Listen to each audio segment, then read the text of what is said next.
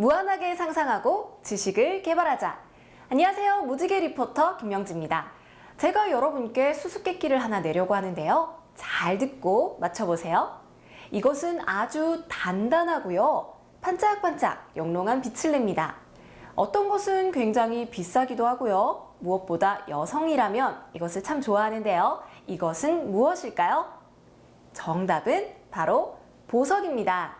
무한상상 직업, 오늘은 보석 감정사에 대해 알아보려고 하는데요. 보석과 함께하는 특별한 직업, 지금부터 함께 확인해 보시죠. 자연이 만들어내는 아름다움은 어떤 인공적인 것과도 비교할 수 없죠. 하지만 자연이 아주 오랜 시간 동안 빚어낸 산물의 가치를 모른다면 그보다 안타까운 일은 없을 것입니다. 보석의 가치를 더하는 일, 보석 감정사의 세계로 들어가 보겠습니다.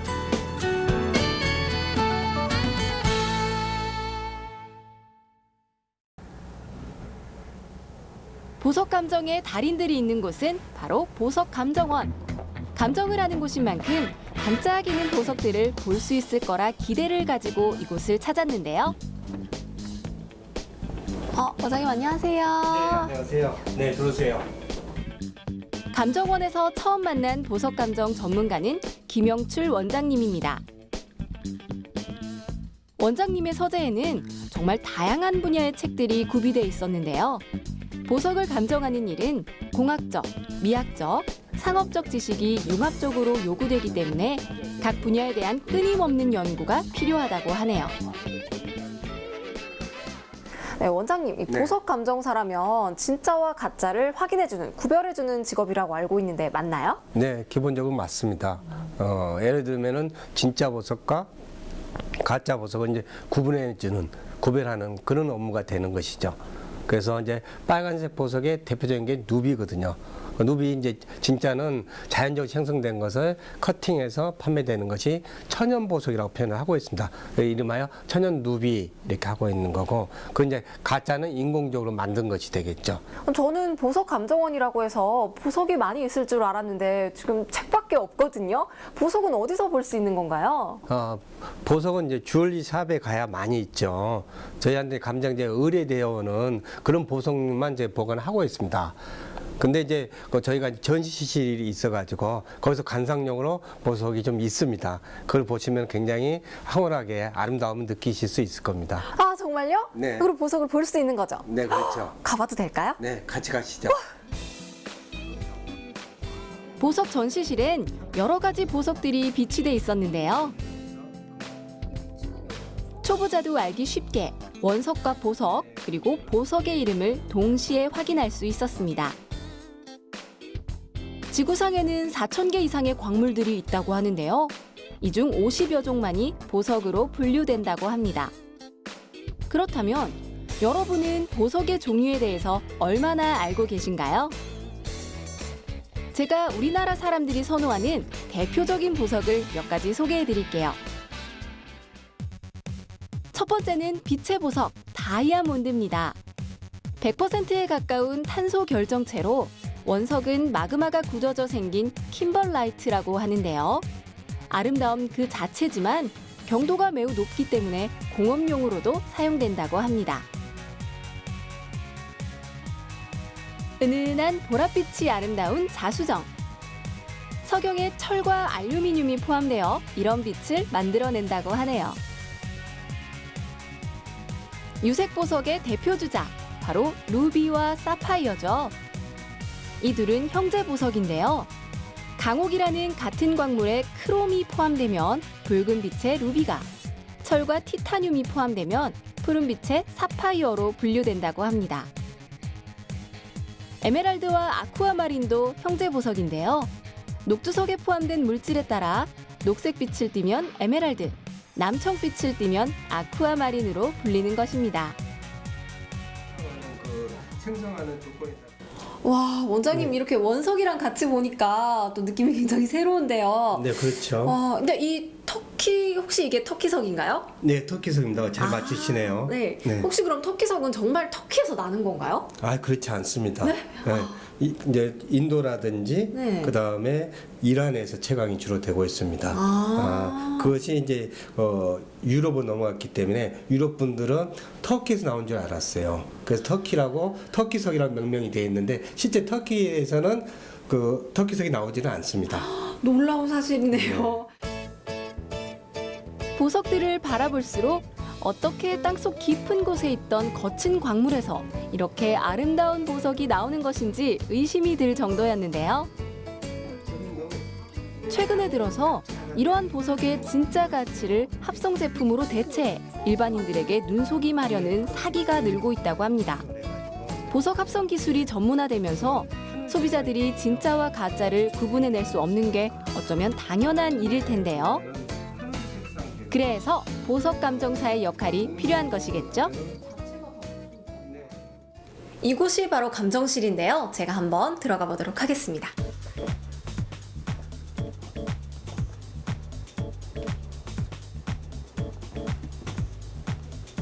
이곳이 바로 보석의 진위 여부를 판별해내는 감정원의 핵심 장소입니다. 여러분도 느끼셨겠지만 보석이란 과학적인 지식 없이는 결코 그 속을 알 수 없는 소재입니다. 그만큼 반짝이는 광물들을 감정하기 위해선 여느 연구실보다 다양한 첨단 분석 장비들이 필요하며 또 기기들을 자유롭게 다루고 결과를 해석하는 전문가의 역량이 요구되는데요. 작은 스톤들을 관찰하는 전문가의 눈빛, 행동 하나하나에 날카로운 집중력이 더해지고 있다는 것을 느낄 수 있었습니다. 안녕하세요. 네, 안녕하세요. 네. 네. 지금 어떤 보석을 감정하고 계셨어요? 이것은 자수정입니다. 그렇군요. 네. 지금 책상에 굉장히 장비가 다양하게 있는데요. 네네. 어떻게 사용하는 장비들인가요? 설명 좀 해주시겠어요? 네, 이것은 이제 보석을 감별할 때 사용하는 기구들인데요. 간략하게 말씀을 드리면 네. 이제 이것은 굴절계라는 장비고요. 굴절계. 네네. 이것은 편광기라는 장비고, 네. 그다음에 이제 보석용 현미용으로서 확대해서 관찰하는 그런 관찰 기구입니다. 그렇군요. 모든 보석엔 고유의 굴절률이 존재하는데요. 마치 사람의 지문과도 같은 보석의 굴절률은 이 굴절계를 통해 확인할 수 있고요. 그만큼 굴절계는 보석의 종류를 분류하는 데 기본적으로 사용된다고 합니다. 편광기는 보석의 광학적 성질을 판단하기 위해 사용하는 기구인데요. 편광의 원리를 이용합니다. 빛이 특정 방향으로만 진동하며 진행하는 것을 편광이라고 하는데요. 관찰하고자 하는 보석을 수직 방향으로 교차된 두 개의 편광 렌즈 사이에 두고 회전시킵니다. 한 번 회전하는 동안 보석이 어둡게 보이면 다이아몬드나 스피넬 같은 단굴절 보석이라는 의미고요. 한 번 회전하는 동안 밝고 어두운 부분이 반복적이고 규칙적으로 나타난다면 복굴절 보석이라는 것인데요. 루비, 사파이어, 자수정 등이 복굴절 보석에 해당됩니다. 이 외에도 분자 고유마다 가지고 있는 광흡수량을 분석해 보석의 구성 원자와 구조를 알아내는 기기, 보석의 적외선을 쪼여 분자 고유의 진동수를 분석하고 광물의 분자 구조를 파악하는 적외선 분광기,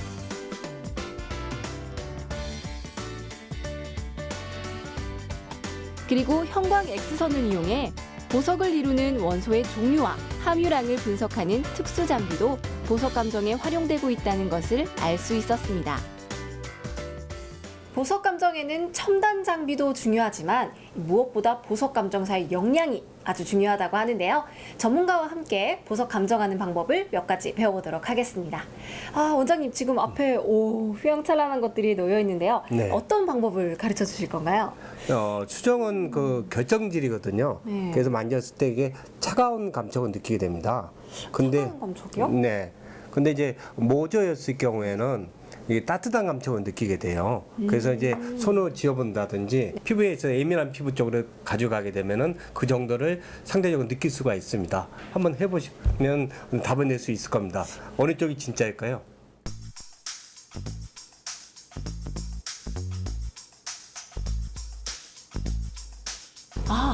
이쪽이 차가워요. 네, 맞습니다. 이게 천연 백수정이 되겠습니다. 네, 그렇구나. 네. 눈으로 둘 다 진짜 같이 보이는 백수정. 그런데 만졌을 때 느껴지는 온도가 정말 다르더라고요. 다이아몬드 같은 경우에도 천연 진짜 다이아몬드하고 그 가짜 합성 다이아몬드하고도 쉽게 구분하는 방법이 있습니다. 그러니까는 가짜 합성 다이아몬드 같은 경우에는 그 철이라든지 니켈 같은 경우가 내포되는 경우가 있거든요. 그랬을 경우는 자성을 띱니다. 그래서 강력한 자석을 들이대면은 붙게 되는 거죠. 가까이 대시면 돼요. 합성 다이아몬드 구별법. 자석을 이용하면 된다고 하는데요. 정말 다이아몬드가 네, 네. 자석에 붙을까요? 천연 다이아몬드가 되겠습니다. 일단 처음 것은 붙지 않았으니 천연이라는 것이겠죠. 그런데 두 번째 다이아몬드가 자석에 딱 붙었습니다. 합성 다이아몬드입니다. 정말 신기하네요. 천연 다이아몬드와 합성 다이아몬드를 구별하는 또 다른 방법이 있다고 하는데요. 다이아몬드는 이 커팅이 잘 돼 있으면은 이 빛이 새지를 않습니다. 즉 누광 현상이 생기지를 않게 되는데, 근데 이제 다른 유사 다이아몬드 같은 경우에는 그 누광 현상으로 인해서 투시 효과가 생기게 됩니다. 투시 효과요? 네. 그래서 이제 이는 백지에다가 이 빨간 선을 그려놓고 다이아몬드를 뒤집어 놓으면은 뒤쪽에 있는 것이 빨간 선이 보이냐 보이지 않느냐에 따라서 쉽게 식별이 될 수가 있습니다. 아, 정말요? 네. 이거 약간 믿기지가 않는데. 한번 해볼까요? 네. 먼저 합성 다이아몬드를 확인해 보겠습니다. 스톤을 통과해 드러나는 빨간색 선 보이시나요? 그렇다면 천연 다이아몬드는 어떨지 궁금한데요.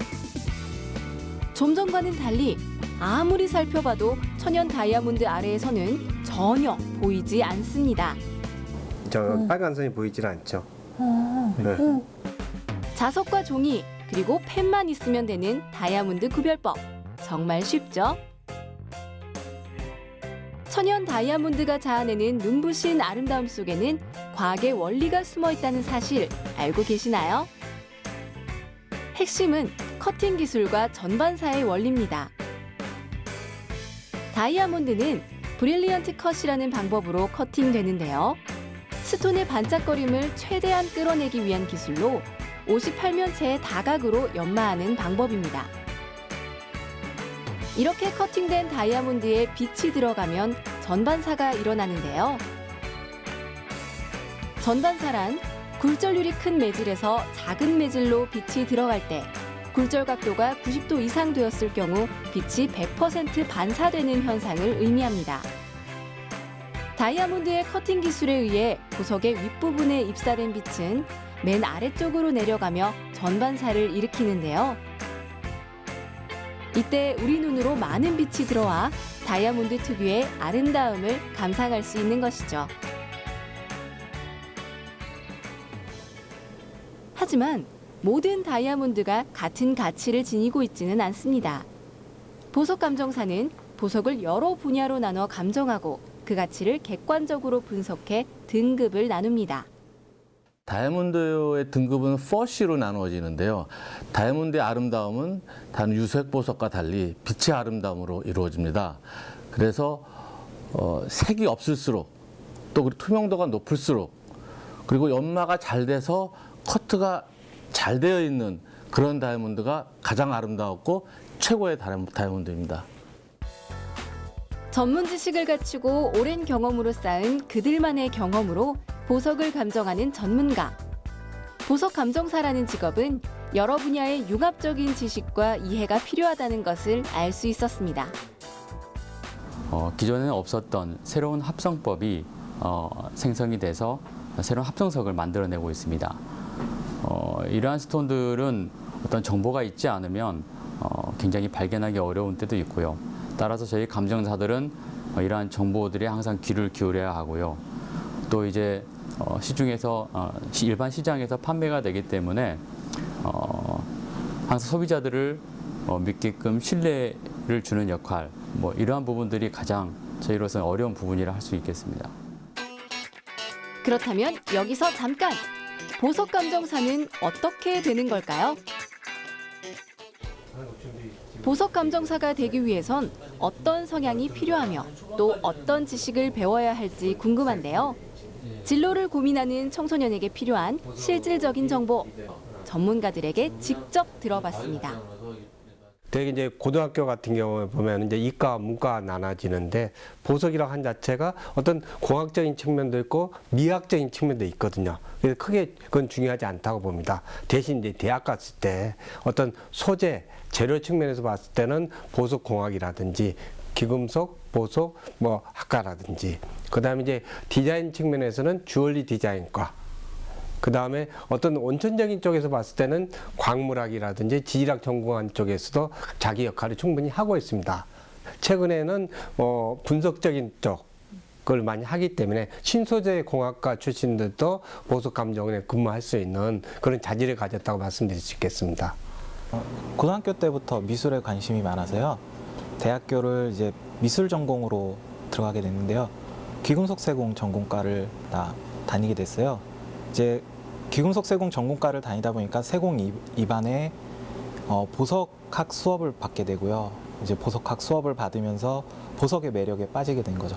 예. 보석 감정을 하기 위해서는 좀 섬세하고 꼼꼼한 어떤 성격이 많이 필요하게 됩니다. 보석을 감정하기 위해서는 이 집중력이 굉장히 필요하거든요. 그래서 보석을 검사를 할 때나 감별을 할 때 꼼꼼하면서도 집중력 있게 관찰을 해야만 정확한 보석을 감별할 수 있는 그 능력이 키워지는 거거든요. 보석 감정의 세계를 살짝 엿보며 느낀 점이 있는데요. 보석이란 단순히 장신구의 용도가 아닌 자연이 만들어낸 특별한 산물이라는 것입니다. 그리고 그 광범위한 분야에서 아름다운 광물의 가치를 평가하는 사람들. 우리는 그들을 보석 감정사라고 합니다. 보석 감정사의 일, 여러분은 어떻게 보셨나요? 단순히 화려한 보석과 함께하는 직업이라고만 생각했는데 첨단 장비를 다루는 공학적 능력과 지질학, 광물학 등의 지식이 필요한 매우 과학적인 직업이라는 걸 알 수 있었습니다. 보석에 대한 신뢰를 더하는 일, 참 매력적인 직업이라는 생각이 드는데요.